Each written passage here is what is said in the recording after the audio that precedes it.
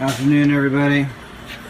It's a hot summer day in the warehouse, and we have both the doors open and the fans blowing because it's hot.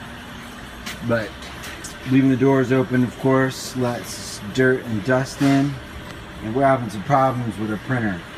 So I just got done cleaning it out, and what I want to do is hermetically seal this little area with some of the plastic stripping left over from our old doors that went across the roll-up doors in the warehouse.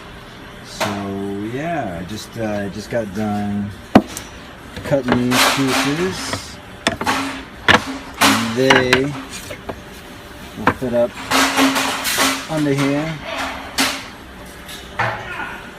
like so. And over here. We'll check back in a second when I've progressed a little further. Alright, so I have fixed everything using these pieces of 1x2. It's up under here with the curtain in between. Down here, I've fixed them with Velcro. And if we need access, this comes up like this.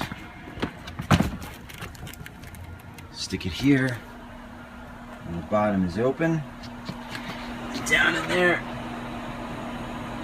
got a fan to keep everything cool. It's gonna be a little warmer in here. This side comes up as well.